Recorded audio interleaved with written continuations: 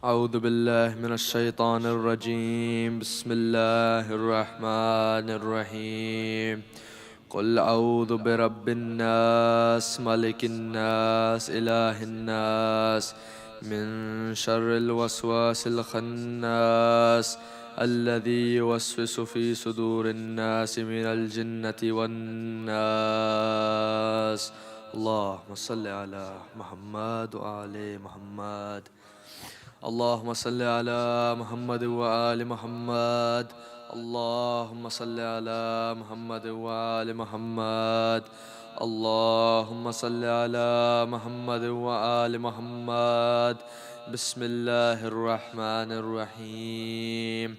اللهم إني أسألك وأتوجه إليك بنبيك نبي الرحمة محمد صلى الله عليه وآله.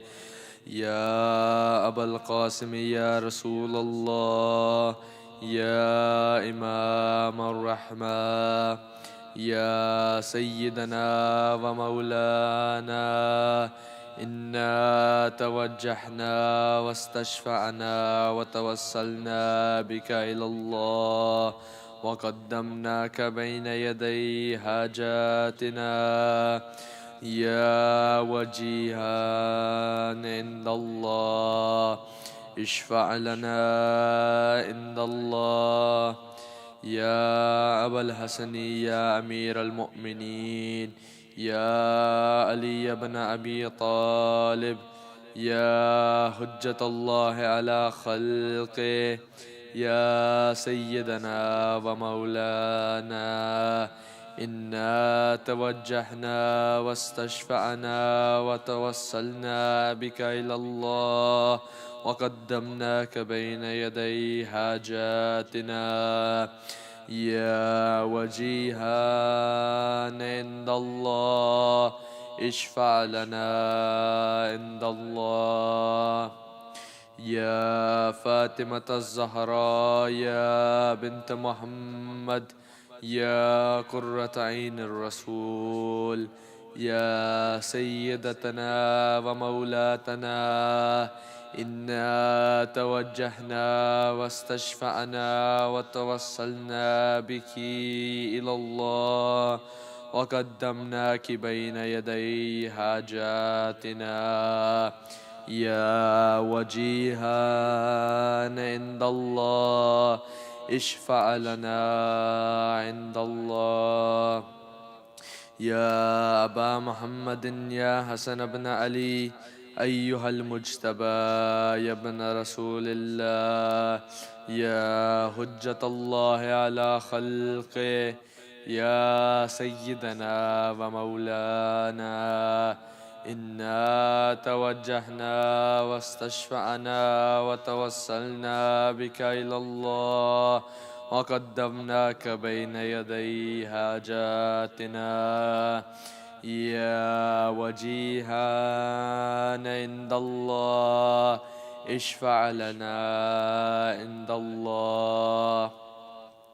يا أبا عبد الله يا حسين بن علي أيها الشهيد يا ابن رسول الله، يا حجة الله على خلقه، يا سيدنا ومولانا، إنا توجهنا واستشفعنا وتوسلنا بك إلى الله وقدمناك بين يدي حاجاتنا يا وجيها عند الله، اشفع لنا عند الله.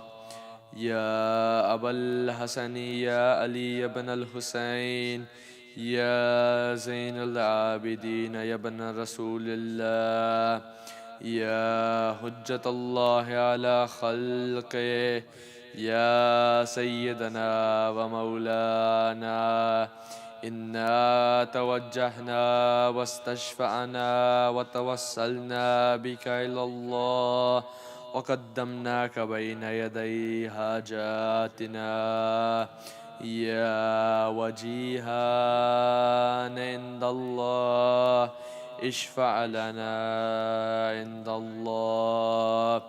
يا أبا جعفر يا محمد بن علي أيها الباكر يا ابن رسول الله، يا حجة الله على خلقه، يا سيدنا ومولانا، إنا توجهنا واستشفعنا وتوسلنا بك إلى الله، وقدمناك بين يدي حاجاتنا، يا وجيهانا عند الله اشفع لنا عند الله.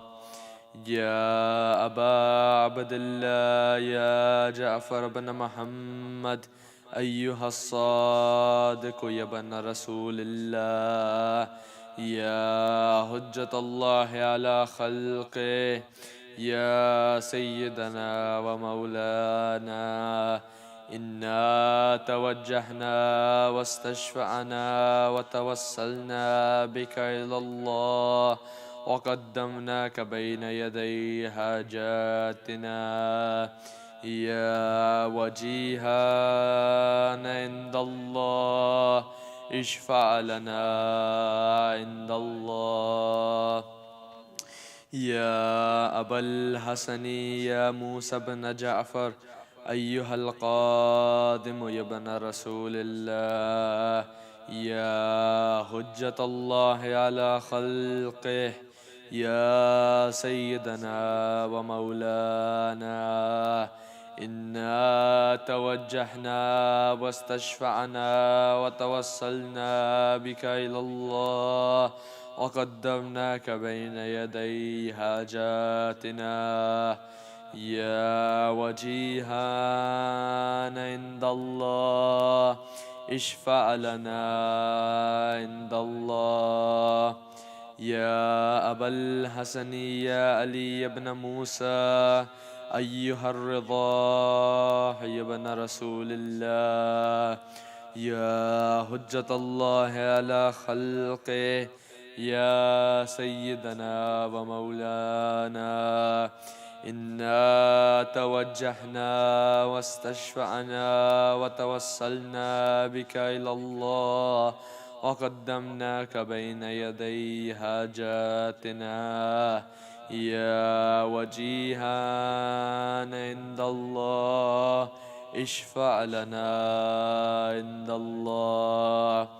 يا أبا جعفر يا محمد بن علي أيها التقي الجواد يا ابن رسول الله، يا حجة الله على خلقه، يا سيدنا ومولانا، إنا توجهنا واستشفعنا وتوسلنا بك إلى الله، وقدمناك بين يدي حاجاتنا، يا وجيها عند الله اشفع لنا عند الله. يا أبا الحسن يا علي بن محمد أيها الهادي النقي يا ابن رسول الله، يا حجة الله على خلقه، يا سيدنا ومولانا، إنا توجهنا واستشفعنا وتوسلنا بك إلى الله، وقدمناك بين يدي حاجاتنا، يا وجيها عند الله اشفع لنا عند الله. يا أبا محمد يا حسن بن علي أيها الزكي العسكري يا ابن رسول الله، يا حجة الله على خلقه، يا سيدنا ومولانا، إنا توجهنا واستشفعنا وتوسلنا بك إلى الله، وقدمناك بين يدي حاجاتنا، يا وجيها عند الله اشفع لنا عند الله. يا وسي الحسن والخلف الحجة أيها القائم المنتظر المهدي يا ابن رسول الله، يا حجة الله على خلقه، يا سيدنا ومولانا، إنا توجهنا واستشفعنا وتوسلنا بك إلى الله وقدمناك بين يدي حاجاتنا، يا وجيها عند الله اشفع لنا عند الله. Ask for your hajat from Allah.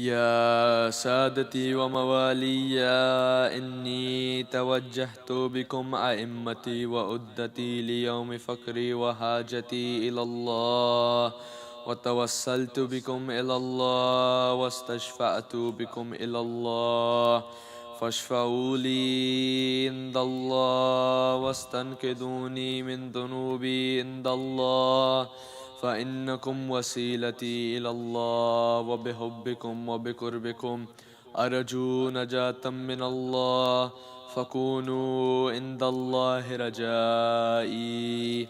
يا سادتي يا أولياء الله، صلى الله عليهم أجمعين، ولعن الله أعداء الله ظالميهم من الأولين والآخرين، آمين رب العالمين.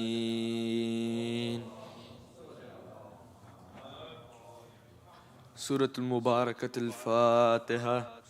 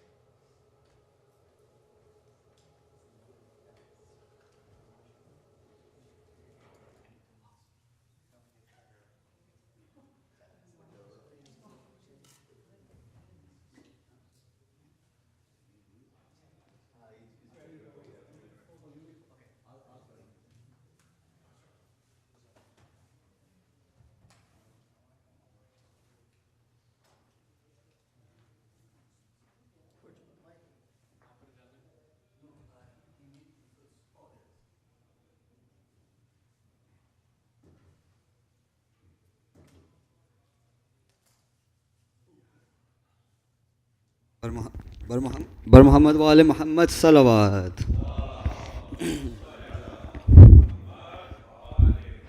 حاضرین مجلس، السلام علیکم ورحمۃ اللہ وبرکاتہ.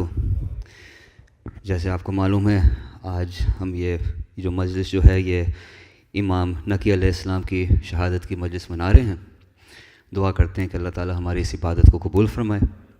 اس سے پہلے کہ میں جناب حسن جعفری صاحب کو میں دعوت دوں کہ وہ آج کا سو سلام مرثیہ پیش کریں.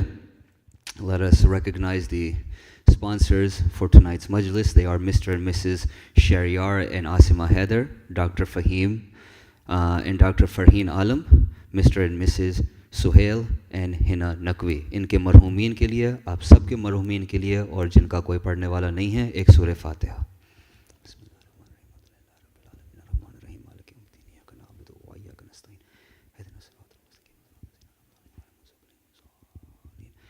ایک اور سورہ فاتحہ کی درخواست ہے.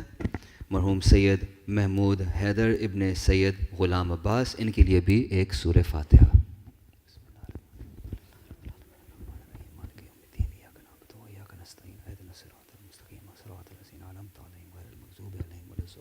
دعا کرتے ہیں کہ آج کے جو اسپانسر ہیں اللہ تعالیٰ ان کی توفیقات میں اضافہ فرمائے، اور جو مرحومین جو ہیں اللہ تعالیٰ ان کے درجات بلند کرے۔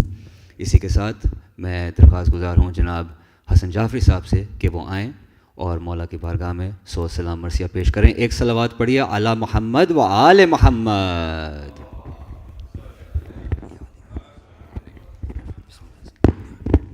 باہر دیگر نعرے صلوات۔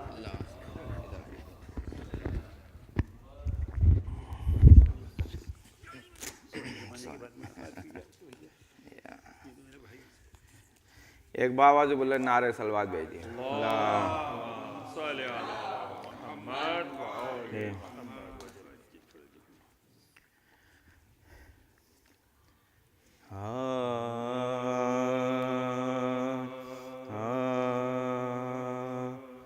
جہاں ہے موت وہاں زندگی، حسین سے ہے۔ جہاں ہے موت وہاں زندگی، حسین سے ہے۔ اور شب حیات میں ہر روشنی،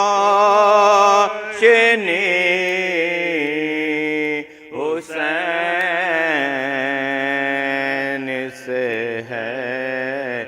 شب حیات میں ہر روشنی، حسین سے ہے۔ اور یزیدیوں سے ہماری کبھی بنی ہی نہیں، یزیدیوں سے ہماری کبھی بنی ہی نہیں۔ اور بنے بھی کیسے کہ جب دوستی حسین سے ہے۔ اور بنے بھی کیسے کہ جب دوستی حسین سے ہے۔ جہاں ہے موت وہاں زندگی۔ درود بھیجیے محمد و آل محمد۔ ایک مرتبہ اور درود بھیج دیو۔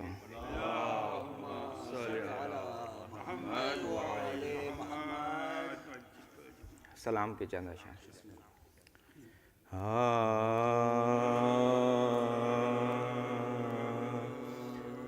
غبارے رہے رفتگان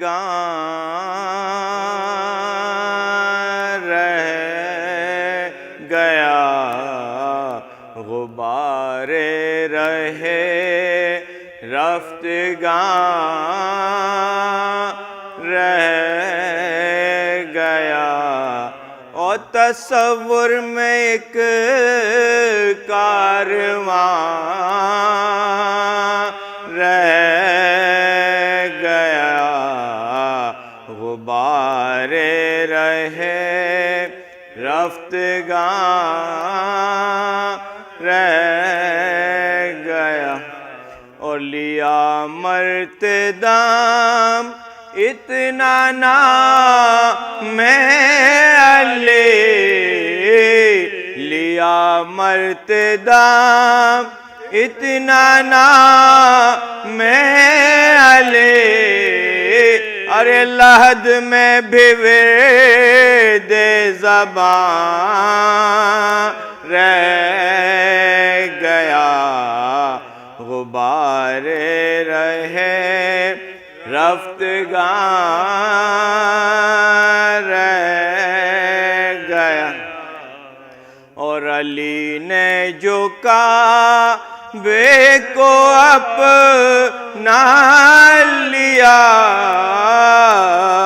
علی نے جو کعبے کو اپنا لیا، ارے خدا پھر وہی لامکان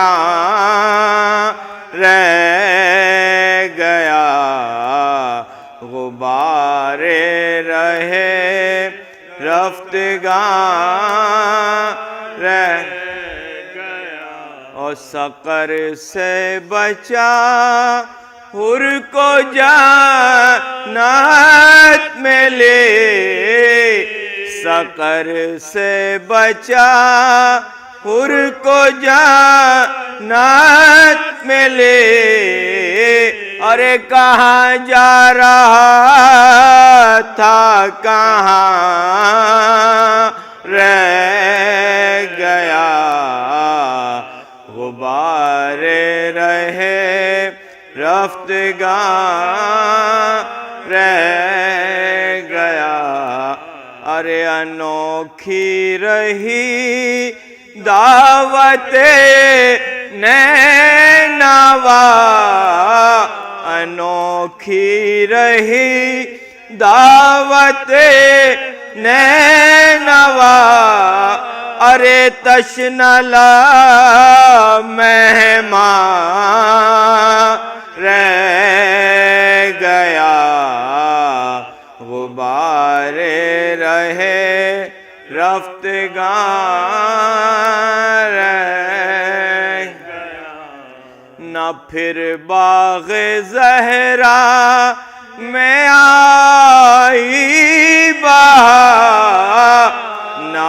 پھر باغ زہرا میں آئی بہار، ارے زمانے میں ذکر خزاں رہ گیا، ارے ستاتی رہی لہن اکبر کیا، ستاتی رہی لہن اکبر کیا، ارے اسیروں میں ذکر اذان رہ گیا، اسیروں میں ذکر اذان رہ گیا، غبار رہے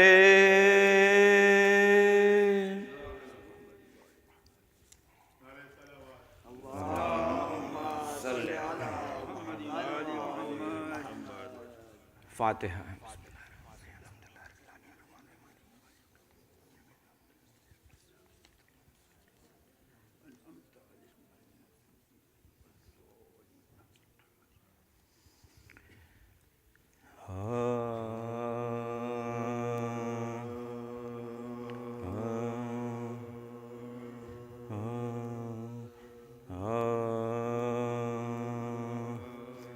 کون سا ظلم تھا جو مولا نقی نے نہ سہا، بددعا دل میں مچلتی رہی، ہونٹوں کو سیاہ ایک دل سنگے خلیفہ نے مگر قہر کیا، ہائے مظلوم کو پانی نہ دیا، زہر دیا، ہائے مظلوم کو پانی نہ دیا، زہر دیا، ہائے پاس اس دم کوئی ہمدرد نہ شیدائی تھا، قسم پرسی میں عجب عالم تنہائی تھا، قسم پرسی میں عجب عالم تنہائی تھا، ہائے عسکری روتے تھے زانوں پہ رکھے باپ کا سر، بہر امداد برادر تھا نہ کوئی خواہر، کربلا ایسے میں آ جاتی تھی جب پیش نظر، دل سے آتی تھی یہ آواز، وہ جنگل تھا یہ گھر، دل سے آتی تھی یہ آواز، وہ جنگل تھا یہ گھر۔ ہائے گود میں فرق مطہر ہے یہاں بابا، تھا وہاں جلتی ہوئی ریت پہ سر دادا کا، تھا وہاں جلتی ہوئی ریت پہ سر باونا۔ ہائے یہاں بھی میں نے پلایا تھا پدر کو پانی، 3 دن سے وہاں پیاسا تھا نبی کا جانی، یا میسر کفن دفن میں ہے آسانی، ہائے بے گور و کفن لاش کی وہاں عریانی، ہائے بے گور و کفن لاش کی وہاں عریانی، ہائے پارا دل ہے یہاں اشک بہانے کے لیے، وہاں تھا بیمار پسر قید میں جانے کے لیے، وہاں تھا بیمار پسر قید میں جانے کے لیے۔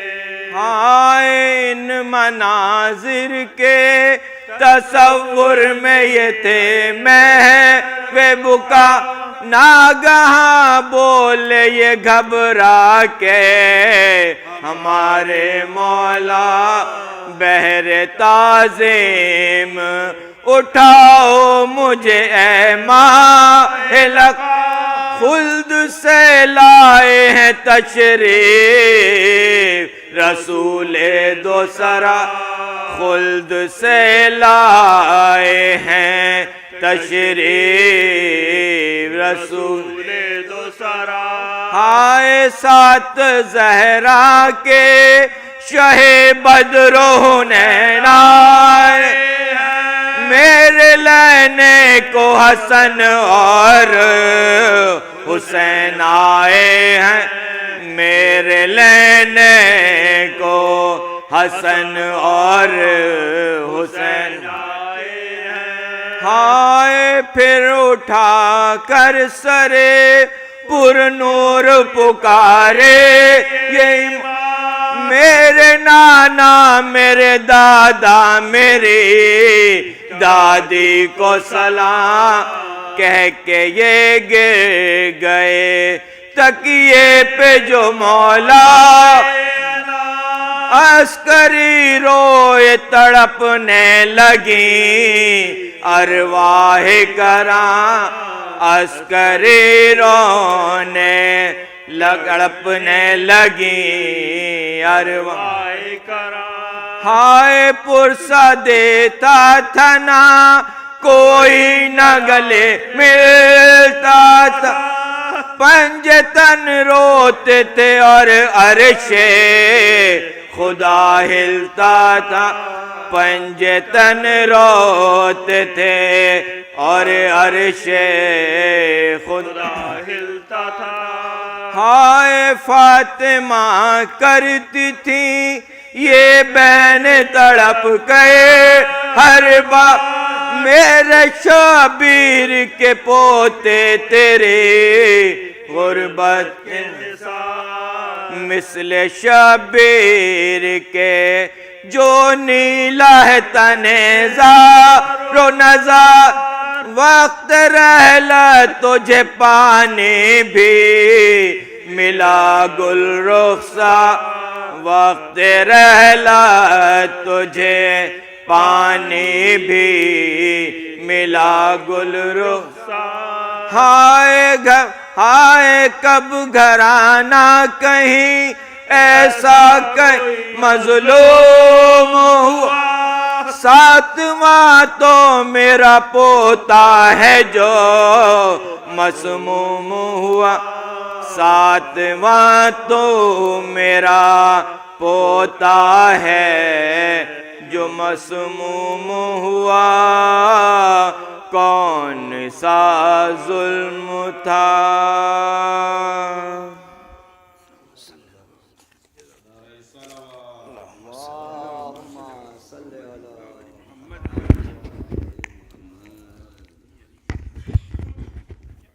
جزاک اللہ حسن بھائی، ایک اور صلوات پڑھی علی محمد و آل محمد۔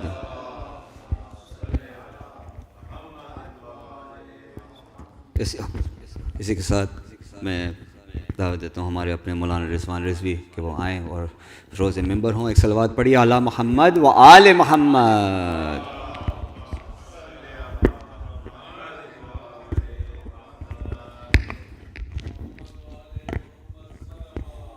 اللہم صلی رحم اللہ من قرأ سورة الفاتحہ۔ بسم اللہ الرحمن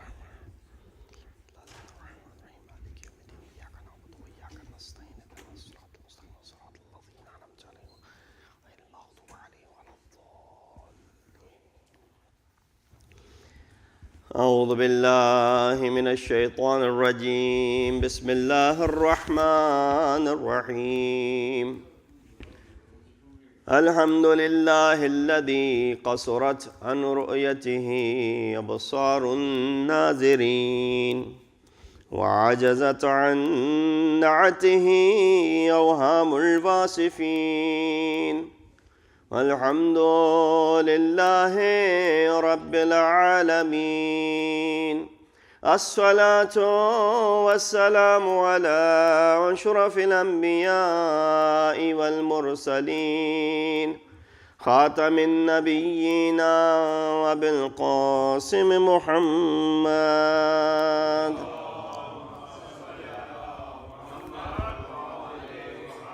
وأهل بيته الطيبين الطاهرين المعصومين الذين أذهب الله عنهم الرجس وطهرهم تطهيرا۔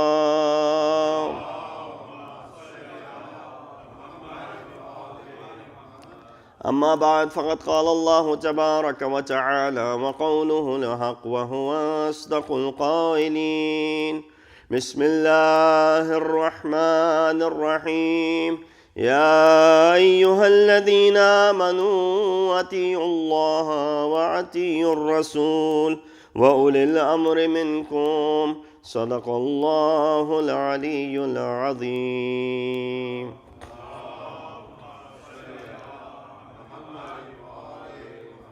السلام علیکم ورحمۃ اللہ وبرکاتہ۔ Condolences to all of you mu'mineen and mu'minat, and as well as Imam of our time, on this sad occasion upon which we commemorate the Shahadat of his Jad, his grandfather, our 10th Imam, Imam Ali an-Naqi al-Hadi alayhi salatu wassalam.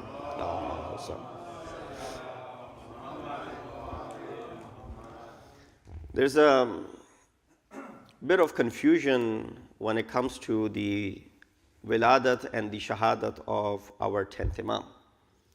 Nowadays, of course, we follow calendars which are already,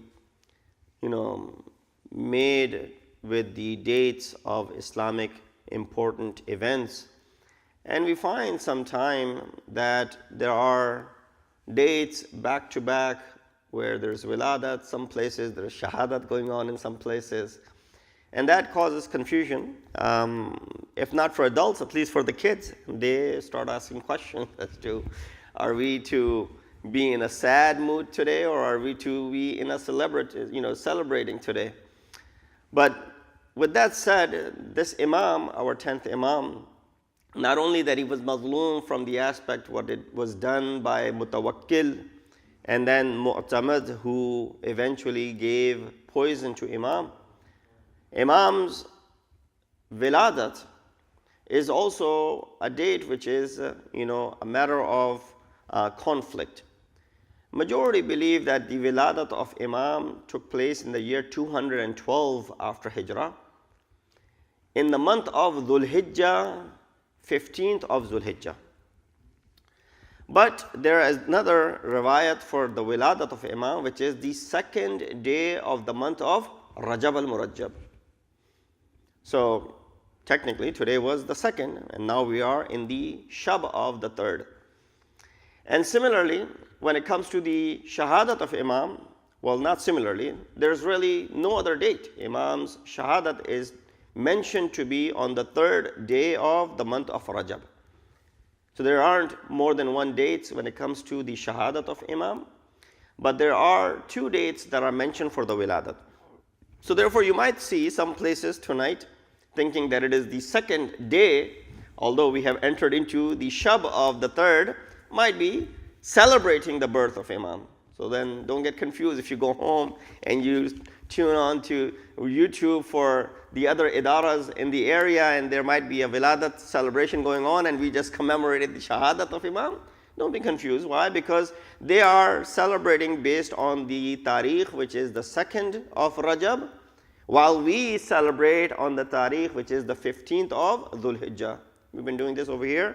And we always commemorated the Shahadat of Imam on the third day of Rajab, which is, inshallah, the Shab. So, just wanted to clarify, Imam's Wiladat, of course, in the year 212, and Imam's Shahadat is in the year 254. So, Imam's life is 42 years old, just shy of 42. It was 41 years and 6 months and a few days, but shy of 42. But Imam became and assumed the responsibilities of imamate at a very young age. He lost his father when he was only 7 years old. The Shahadat and the tragic death of our 9th Imam, Imam Muhammad Taqi al-Jawad alayhi salatu wasalam, who only got to live for 25 years. Was born in the year 195, the only son of 8th Imam, and his Shahadat is in the year 220. 9th and 10th Imam is born in the year 212, and so he's already an orphan at the age of 7. And this is where, of course, it becomes difficult. Now, when it comes to the imamate of an imam, age is not a factor. According to the beliefs of Madhab-e Tashayyu, we do not believe that age has any role when it comes to the infallibility of an imam and the imamat of an imam. Imam ﷺ is imam the moment the previous imam has left this world. And therefore there are many proofs of that. Of course, you and I are not in need of any proofs, but there are many proofs of such miracles and the karamat that imams had to show in order to bring people to believe in the imamat of imams, right? Those amal, those things which are not possible, which are extraordinary, done by Masumeen, and that was merely done to go out and prove to the people who were in the surroundings. No, there were two types of people who would look at the ilmi haysiyat of imam and then of course be mar'oob and affected by that. And then there were such people who would not believe, regardless of how much ilm imam would be pouring onto them, they would need to see some sort of miracle to take place. And Imam portrayed that on numerous occasions, sometimes on purpose, sometimes it was the will of Allah subhanahu wa ta'ala. One of those occasions was when Imam was traveling in the month, of course, he's in Arabia, he's in Hijaz, and the summer is really hot over there, it gets really warm.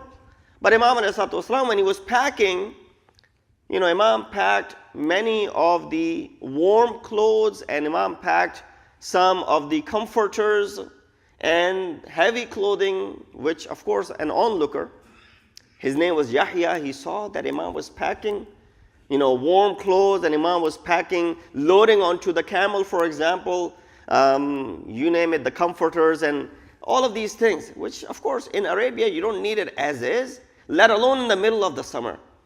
So this man Yahya, sarcastically said, these are the imams of the Shia. Look at them.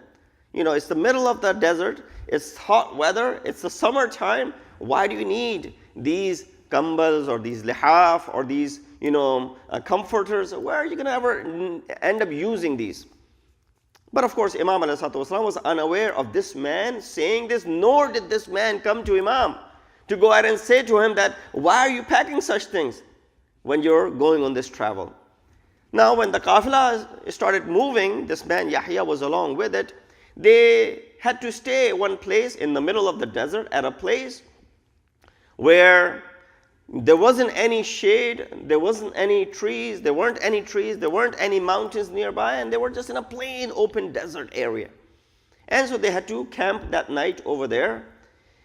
And then he had a katib. This katib was a Shia, and there was another man in his caravan who was not Shia. They always used to conversate, and they always used to quarrel about the aqaidi issues between Shias and Sunnis, these polemical issues that we have also today. So these two started talking, and the Sunni brother said to the Shia that there's a hadith from your first Imam, Amir al-Mu'mineen, Imam al-Muttaqeen, Ali ibn Abi Talib alayhi salatu wasalam, that there isn't a land where there isn't a grave. There's graves all over the place. There isn't a land where you don't find a grave. Now, he said, this guy, Yahya said, I knew what the next question was going to be. He said, and that man asked, that we are here in the middle of this desert. I think the qawl of your Imam is incorrect. That there aren't any graves over here, not for far distant. And of course, this man, this katib, had no answer for him. Right away, he saw that it was the middle of the night. Clouds gathered. It really got cold because, of course, if you've lived in a desert place or the areas which are close to desert, I can relate to you that I grew up in Hyderabad, and it's in the middle of desert. And at night time, even the middle of the summer, the temperatures get really cold. So this was the middle of the desert. It got real cold. The clouds came. It started raining, the cold rain, hail and whatnot.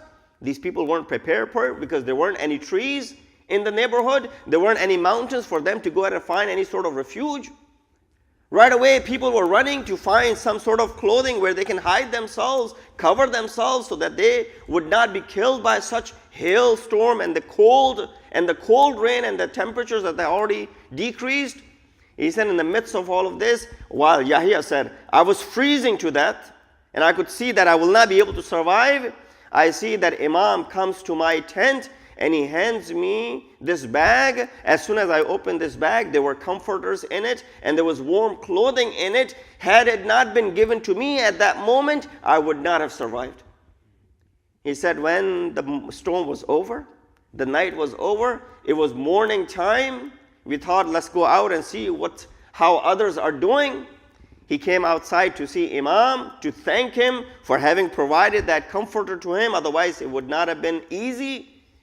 Imam said to him, there are many of your men who passed away last night. They could not survive the storm that had come. Go ahead and help your brothers to go ahead and bury them. They went ahead and buried all of these.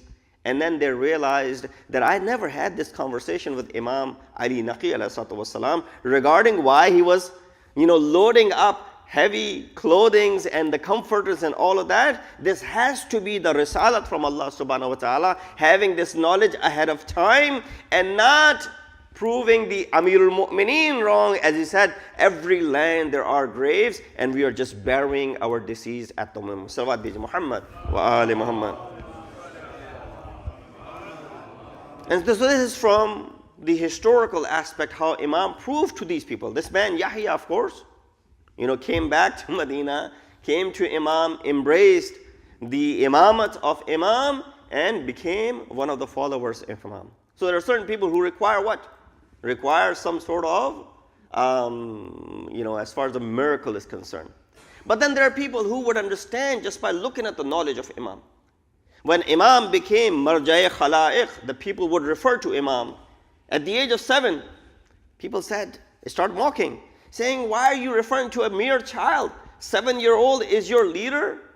Leader of humanity? Does that make sense that you are following a 7-year-old? Let him learn something, grow up a little bit, understand and educate, and then we'll go ahead and consider him to be something. I said, sure. They hired, of course, Imam has become an orphan. He doesn't have a father upon him. So they said, let's go ahead and hire a teacher for Imam. They hired this man, Ubaidullah ibn Junaidi. He was a staunch hater of Ahlul Bayt. And he had this grudge. And there was a purpose behind hiring him to do this job. So that he could keep an eye on Imam's activities. And he would also keep people away from Imam. And by doing so, they also were thinking that Ubaidullah will inculcate his negative personality, affect Imam, as Imam, of course, is learning. You know, man allamani harfan faqad sayyarani abdan. Whoever teaches me a word, indeed makes me his servant, right? So when someone is your teacher, you become the servant of them, in a sense that you are looking up to them. You respect them. And this man was supposed to be installed for this particular reason. And as he was teaching Imam, thinking, people would ask him, "Oh, Ubaidullah, how is your student doing?" After a while, Ubaidullah responded by saying, يَظُنُّ النَّاسِ أَنِّي أُعَلِّمُهُ أَنَا وَاللَّهِ أَتَعَلَّمُ مِنْهُ. People think that people think that I am teaching him something, but by God, he is the one who is doing my tarbiyat. He is the one who is teaching me. He is my muallim, and I am him muta'allim. I am learning from him. So sometimes, what do you need? You need education. You need ilm to go out and prove to certain individuals who. And then there's another aspect of imams. You know, see how many different ways ma'asumeen attracted people toward themselves. One was this miracle, and there are many examples of this miracle. There's so many other karamat that every imam showed. I just gave you one story about it. Second is the educational aspect, that Imam would go ahead and speak about the ulum that they possessed. Amirul Mu'mineen kept saying, Saluni, Saluni, Qabla an tafqiduni, while there wasn't anyone in the crowd to go ahead and ask questions that could be beneficial even for 21st century. Right? Why? Because Ali is heard saying that Ali is aware of the paths of the heavens, that he is more aware of the paths of this world. I gave the example last time as well, that if someone says to you, I want to go from here to New York, because you've lived all your life in New Jersey, you'd be able to say, take Turnpike, take Parkway, take Route 9, take Route 1, take this, take that. You will be able to give them 4 or 5 different routes to get to New York. Depends where you want to go, take the tunnel or take the bridge. They'll give you all of these different routes. And then depending on the day of the time, they'll be able to tell you. So how do you know all this? So, well, I've driven car here for a long time. I was, for example, a limo driver. I was a taxi driver, for example. Or I have worked in New York, so I've traveled every single day to go to New York. I know these things.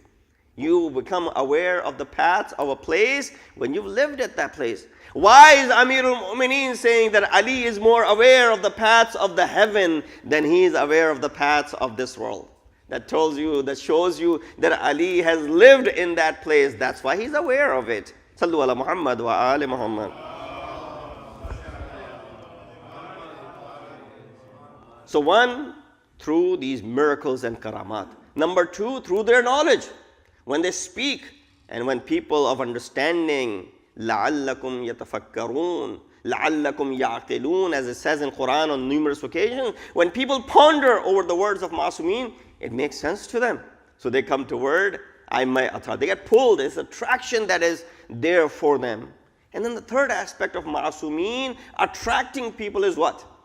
Is through their akhlaq. Right? When they don't have the pulpit, so they can't speak. When they're not in the position to show the miracles, how do they attract people?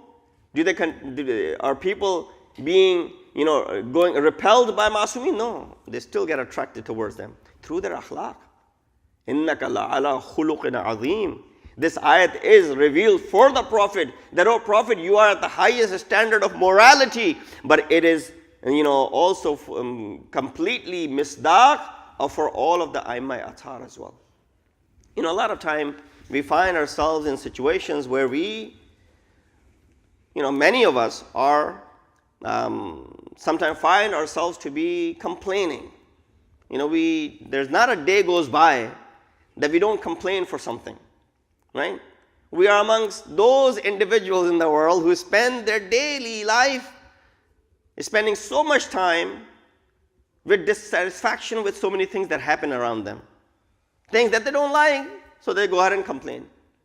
Now, either you're able to correct that complaint, or it's beyond your control, so you're not able to do so. But there's a lesson for self-discipline over here. Either you could be part of those majority who only know how to complain without looking for a solution. Or you can train yourself and be amongst those who turn this negative into a positive energy. There's a way to do it. This is called self-discipline. This is called self-training. We hear this a great deal, but we don't put it into practice. I'll give you an example. For example, you are at a restaurant and they serve you food which is not warm enough to your liking. Now you can take this food at home as well, and someone who served you food at home, maybe it's not to your liking. You can take the example other places. But let's say you're at a restaurant and the food is served to you which is not warm enough. Either you can sit there and complain and give bad ratings, which is okay. Go on Google and give bad ratings to the restaurant. Or you can just sit there complaining, or you can look for a solution. A solution would be to go ahead and ask the waiter, can you go ahead and warm this food up, please, nicely? More than likely, they'll go ahead and fulfill your request. And if it's a good, reputable restaurant, you can rest assured that when they warmed it up, they brought it back the same way. They didn't add anything extra into it. Or you can just go ahead and suck it up and eat it, without having any complaint. Because the more you complain about it, the more you damage your mood. So from now on, especially the young ones, because we lose our tempers, how quickly we lose our tempers. For the younger ones, that when something happens that dissatisfies you, something happens that is not to your liking, something happens that, you are at odds with, instead of complaining about it, try to look for a solution, or just go ahead and do it as it is given to you. You know what it'll do? It'll help you change your mood, and it'll help you gradually to have this control and self-discipline when it comes to other areas of your life as well. This is the teachings of Ahlul Bayt that we find so much in their lifestyle that sometimes is missing when it comes to the implementation of it in our own lives. Sallu ala Muhammad wa ali Muhammad. And of course, they had the knowledge, and they were able to, through that knowledge, grab people's attention. And sometimes it was needed, sometimes Imam had to prove certain things, but sometimes it was just for the help of the mankind that was there for them. So there's an occasion where Qaisar-e-Rum, the Caesar of Rome, he sent a question, and he asked the Khalifa of the time that what is the surah? We did not find it in the Old Testament, the New Testament. We did not find it in the Bible or the Torah. Maybe it's in your holy book. What is the surah? A chapter which is void of 7 letters, and those are the letters that will keep an individual, if they're refrained from reading them, keep that individual from the fire of hell. No, there's something very valuable in it for this man. And he wants to go ahead and solve this mystery. He's looking for a surah. Now you won't find any alim in the entire Muslim ummah at that time to go ahead and be able to answer something like this. Not today. Of course, with the advancement of knowledge, with the technology, you got softwares, you might be able to figure something like this out. But back then, only person who's capable of answering this is someone who has this knowledge ahead of time. Now today, for example, if you give someone a task that Usul al-Kafi, Furu al-Kafi and Rawdat al-Kafi, the three books combined to be one al-Kafi. There's 16,099 ahadith in it. Can you go ahead and tell me the ahadith which are authentic and the ones that are not authentic? Now, of course, if one has to go through all of these ahadith, it'll take a long time. But there's a criteria, algorithm set through which you can plug in and they'll give you the list of all the ahadith. It's very easy because we have computers nowadays. But to be able to answer a question, what is the surah which is void of 7 letters? Now, this is also an easy task maybe for some. You can take these 7 letters and plug it into all of the surahs and see which surah does not have these letters. And then you can get the answer. But it must have been very difficult. So they could not find the answer. And it was becoming a matter of shame for them because Roman Empire is asking them for this. They refer to Imam. As I said, he's marja'i khalaiq. Not only his followers would go ahead and approach him, others would also go ahead and approach him. In fact, Imam said when he had helped another individual who was not even the follower of Maktab-e-Ahl Tashayyu, Imam said people of that religion think that we are not there to help them.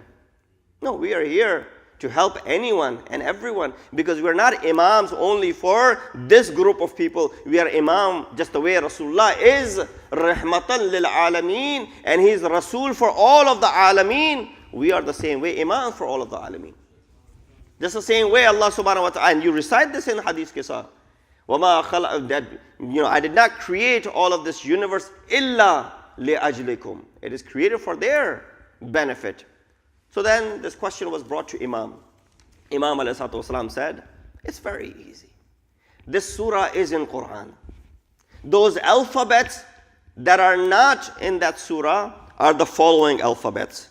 It's letter Tha, letter Jim, letter Kha, letter Za, letter Sheen, letter Dha, and letter Fa. These 7 alphabets are the alphabets which can keep anyone from the fire of Jahannam if this surah is recited. And it says it's only in Quran, it's not in any other script that was revealed by Allah subhanahu wa ta'ala. And you'll find that only Surah Fatiha is the surah which does not have these alphabets. Surah Fatiha is void of Tha, Jim, Kha, Ze, Sheen, Dha, and Fa. Now when you go home, you can go ahead and look. Surah Fatiha is only seven ayat. It will be very easy for you to find out if any of these alphabets are in Surah Fatiha. And they're not. They're not in it. And then it is mentioned as to why Imam is giving. Imam said, he could have just given something random. How to prove that this is true what he's saying? Imam goes ahead and mentions the reason behind it. Imam an-Naqi says, when he gives the wadahat, he says, Tha is not in this surah because Tha stands for Tabur. Tabur means halakat. He said the Jim is not in this surah because Jim stands for Jahim, which is Nar. He said Kha is not in this surah, which means Khaybat, which is Khusran and a loss. He says Za is not in this surah because Za represents Zakum, Shajaratu Zakum, the tree, infernal tree, from which if someone eats or drinks, it only leads towards their death. He said it does not have the Sheen because Sheen refers to Shaqawat and the stern-heartedness. It does not have the Law because Law refers to Zulmat, oppression and darkness as well. It does not have a Fa because Fa represents firqa and discord and disunity. Because Surah Fatiha is void of these 7 alphabets, whoever recites this surah will be saved from the fire of Jahannam. Salawat bi Muhammad wa ali Muhammad. Of course, when Qaisar-e-Rum was given this response, it is mentioned that internally he embraced the religion of Islam. He hid it, of course, out of his fame and whatnot, but internally his close people mention that he actually embraced the religion of Islam. There are many such incidents that have happened in the life of Imam, where Imams had to use their extraordinary abilities. One of Imam's close companions is Abu Hashim Ja'fari, who on numerous of these occasions have been with Imam, Imam teaching him the languages when he passed by, Imam spoke to a caravan which were speaking the Turkish language. Then Imam spoke to another caravan which was speaking another language. Today is so easy. So many people whose job is, they're working in United Nations, their job is to interpret. They are well versed in 10, 15 different languages, and they speak it very fluently. Even our scholars, if you go to them, they speak 4 languages just to begin with. So every single time Imam would speak to, this would increase the amazement. That how are you able to speak all these different languages every time we run into a different group of people? Because of course the time of Imam Ali Naqi is where Imam is traveling between Medina and Imam is going towards Samarra, and of course that's where the Shahadat is. So when you go through these places, Baghdad at that time and Kufa at that time, there were already Byzantine were living there. There's so many other ethnic backgrounds and people from different languages that were residing there. Imam would be speaking to them in all of their languages, and it was increasing the amusement of those who were the followers of Imam. People asked Imam, how do you have this ability? Imam responded by saying that the entire universe is in our possession. Everything that is in it is in our possession, is in tasarruf. In fact, to extent, it is in your tasarruf as well, O Bani No Insan. Oh insan, it is in your tasarruf as well. You just don't use this world properly. Imam lifted some sand. He said, take this and you'll be able to pay off your debts. He said, with some sand. As soon as he arrives home and he sees that this sand has turned into the best type of gold that there is available. So these sort of miracles were easy. And then when a person asked Imam, how are you able to do so? Imam said, Asif-e-Barkhiyah is mentioned in Quran that he had one knowledge of one Ism-e Azam of Allah subhanahu wa ta'ala out of 73. He was able to perform the miracle which is still humankind is unable to perform. Carry a physical throne 1,500 miles in a blink of an eye. Can anyone deny that? It's the ayat of Quran. The story of Bilqis and Hazrat Sulaiman and Asif-e-Barkhiyah. That when Hazrat Sulaiman demanded the throne of Bilqis to be present before she arrives, who amongst you will be able to do so? Asif ibn Barkhiyah said, I'll do it in the blink of an eye. And he was able to produce this physical object, heavy physical object from 1,500 miles. There's not a technology, even with all the advancement of the day, which can transfer something over 1,500 miles that quickly. Is there anything? You might be able to shoot an email which will get there in that speed of 1,500 miles, because this is from where? From Yemen to Palestine, 1,500 miles. So when there wasn't any ability, how was Asif ibn Barkhiyah able to do this? Not of course with any physical way, rather with the Ism-e Azam that he possessed. Imam said Asif ibn Barkhiyah did it while he had the knowledge of one Ism-e Azam. We have the knowledge of 72 out of 73 Asma-e Azam. You don't underestimate the abilities that Imam Masoom would have. Salawat bheje Muhammad wa ali Muhammad.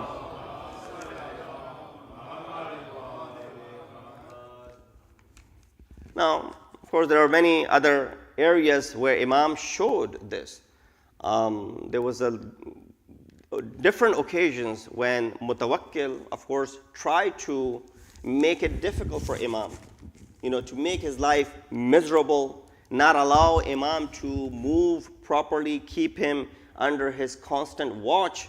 But at times when he needed, he would go ahead and refer to Imam. In fact, once it's mentioned that he had gotten sick. His mother, as a mother, was worried for Mutawakkil, approached Imam when no other physician was able to find a cure for the son's disease. Approached Imam as a mother asking for help for the livelihood, for the betterment of her son. Imam said, sure, take this thing, mix it with rose water, and go ahead and apply it on the zakhum and the wound of your son. That was something which when people heard about it, when the goats, when they eat something, and of course whatever they left behind as something which is, you touch it, it's not even najis. Their excrement and all those things that come out of the goats, it says use that, mix it with rose water, and make some sort of combination of it, apply that onto the zakhum and the wound of this man. People said, why would you want to do such a thing? And the physicians of the day were making a mockery of it, laughing at it. He said, no, Imam has sent this. Let's go ahead and apply this. What's wrong with it? He's suffering anyway. The moment they applied that balm or whatever you want to call it onto the zakhm and the wound, right away it started curing. And this is where many people who saw this with their own eyes, they were still so stubborn that they did not believe. Even the person to whom this miracle is being done to sees the knowledge of Imam. And then today we question as to how is it possible that so many people are still blinded by the negativity that is associated and the split that has appeared in Islam. You know, this same mutawakkil, which is compared with Yazid of his time. When he did something, he made a nadhr that I will give male kathir. Now, fulfilling the nadhr is obligatory. He couldn't find the answer. Again, he comes back to Imam. Imam says, 80 is male kathir. He said, how so? He said, because Allah subhanahu wa ta'ala has used the word kathir in Quran on 80 occasions. So male kathir is 80. If you give 80, you have fulfilled your nadhr from that aspect. But this man knew that as long as Imam is alive, he will not be able to govern properly, although he died before Imam did. He was Wasila Jahannam before Imam did. So on one occasion, there are two various ways this waqia has been narrated. One waqia is that there was this lady whose name was Zainab, came and said that, I am Zainab bint Ali. And of course, there was no way of proving or disproving her claim. So you're so young. At this time, Zainab would be 200 years old. He said, no, every 40 years I become, and Allah subhanahu wa ta'ala gives me my youth years back. There was no way to prove.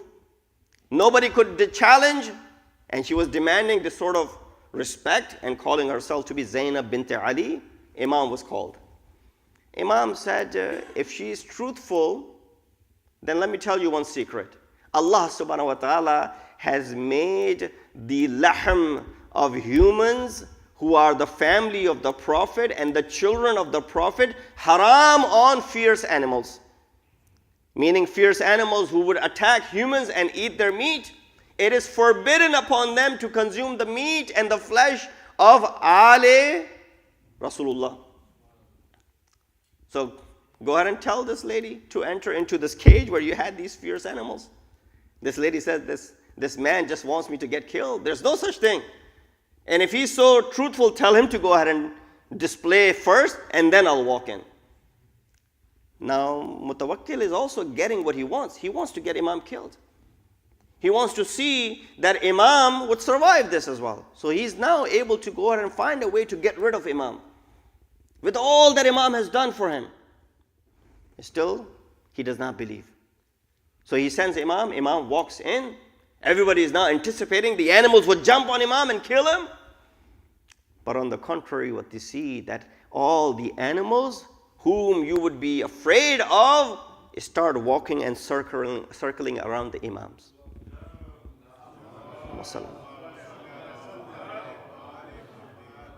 यहाँ पे ये जुमला कहे बगैर नहीं रह सकता कि जानवरों को इमाम की अहमियत का अंदाज़ा है, इंसानों को इमाम की अहमियत का अंदाज़ा नहीं है. सलवात भेजिए मोहम्मद वाले मोहम्मद पर. The animals of that time recognized Imam better.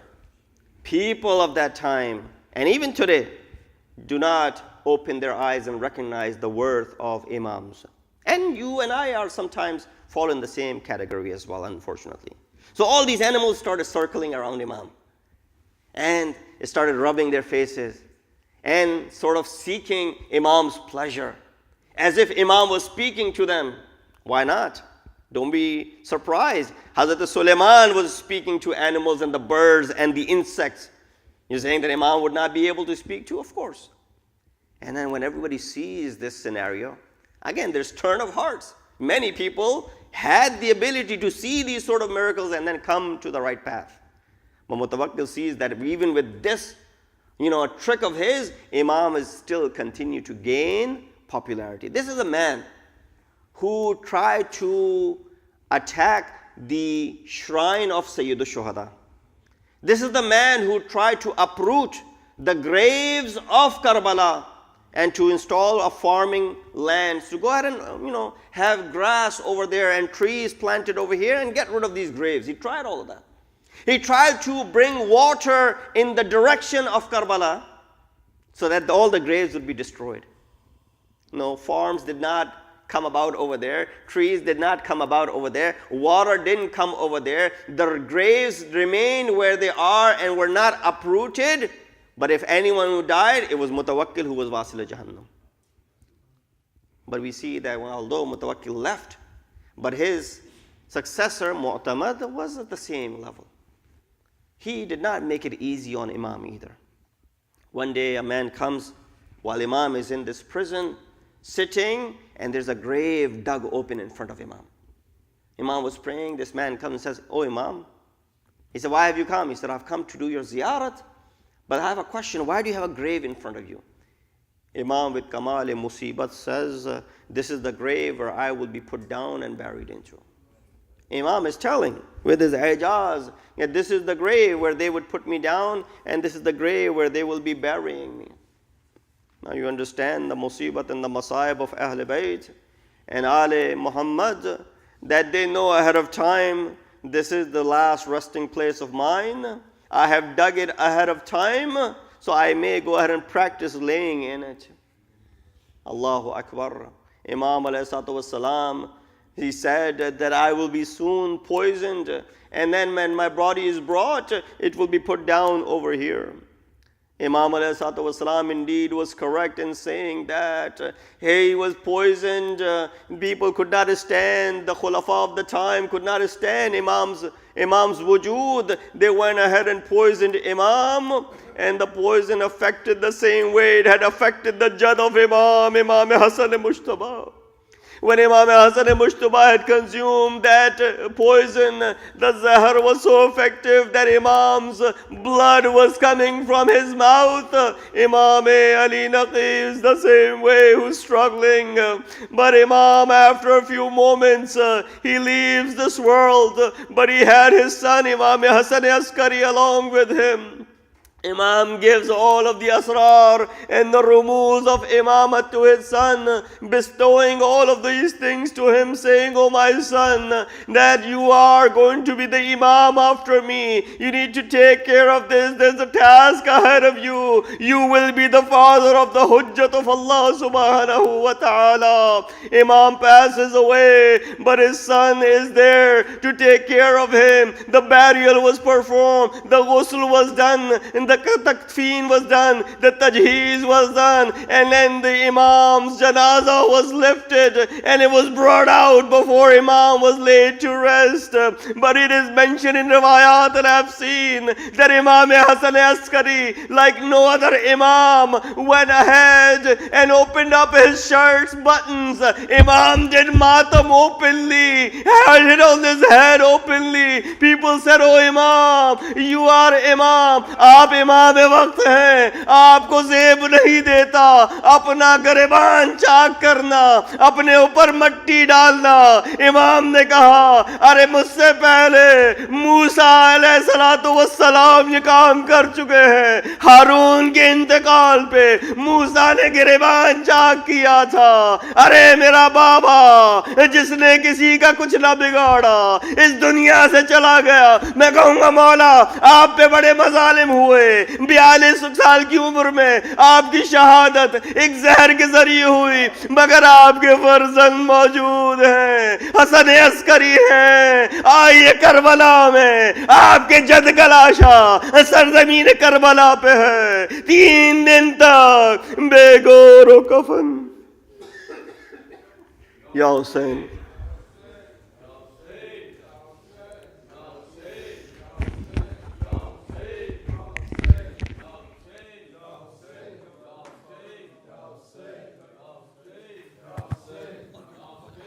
Ya Hussein, Ya Hussein, Ya Hussein, Ya Hussein, Ya Naqi, Ya Naqi, Ya Naqi, Ya Naqi, Ya Naqi, یا نقی یا نقی یا نقی یا نقی یا نقی یا نقی یا نقی یا نقی یا نقی یا نقی یا نقی یا نقی یا نقی یا نقی یا نقی یہ ماتم کی صدا زندہ رکھے گی، یہ ماتم کی صدا زندہ رکھے گی، یہ ماتم کی صدا زندہ رکھے گی، یہ ماتم کی صدا زندہ رکھے گی، یہ ماتم کی صدا زندہ رکھے گی، ہمیں کرب و بلا زندہ رکھے گی، یہ ماتم کی صدا زندہ رکھے گی، یہ ماتم کی صدا زندہ رکھے گی، ہمیں کرب و بلا زندہ رکھے گی، یہ ماتم کی صدا زندہ رکھے گی، یہ ماتم کی صدا زندہ، اور میں دنیا سے چلا جاؤں گا لیکن میں دنیا سے چلا جاؤں گا لیکن مجھے میری قضا زندہ رکھے گی، ہمیں کرب و بلا زندہ رکھے گی، یہ ماتم کی صدا زندہ رکھے گی، یہ ماتم کی صدا زندہ، اور علم کے سائے میں آ جا کے تجھ کو، علم کے سائے میں آ جا کے تجھ کو پھریرے کی ہوا زندہ رکھے گی، پھریرے کی ہوا زندہ رکھے گی، ہمیں کرب و بلا زندہ رکھے گی، یہ ماتم کی صدا زندہ رکھے گی، یہ ماتم کی صدا زندہ، او کفن کے ساتھ رکھ دینا لحد میں، کفن کے ساتھ رکھ دینا لحد میں، مجھے خاک شفا زندہ رکھے گی، مجھے خاک شفا زندہ رکھے گی، ہمیں کرب و بلا زندہ رکھے گی، یہ ماتم کی صدا زندہ، یہ ماتم کی صدا زندہ رکھے گی، اور رضا شبیر کی آزا شبیر کی مرنے نہ دے گی، آزا شبیر کی مرنے نہ دے گی، مجھے شے کی عزا زندہ رکھے گی، ہمیں کرب و بلا زندہ رکھے گی، یہ ماتم کی یہ ماتم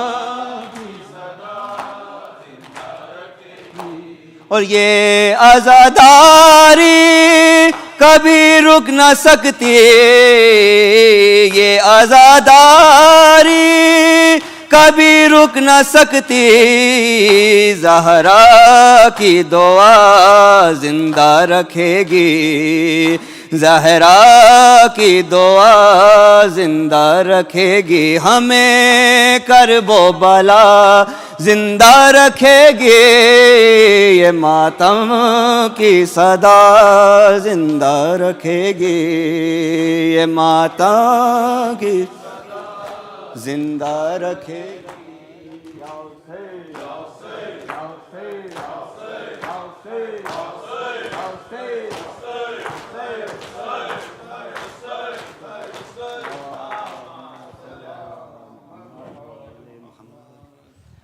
اللهم صل على محمد وآل محمد اللهم صل على محمد وآل محمد اللهم صل على محمد وآل محمد بسم الله الرحمن الرحيم السلام عليك يا أبا عبد الله السلام عليك يا ابن رسول الله السلام عليكم ورحمة الله وبركاته السلام عليك يا غريب الغرباء السلام عليك يا معين الضعفاء والفقراء السلام عليك يا شمس الشموس السلام عليك أنيس النفوس أيها المدفون بأرزتوس روحي وجسمي لك الفداء السلام عليكم ورحمة الله وبركاته السلام عليك يا صاحب العصر والزمان الأمان الأمان الأمان السلام عليك يا شريك القرآن السلام عليك إمام هذا عجل الله تعالى فرجك وسهل مخرجك وظهورك وجعلنا من أنصارك وأعوانك السلام عليكم ورحمة الله وبركاته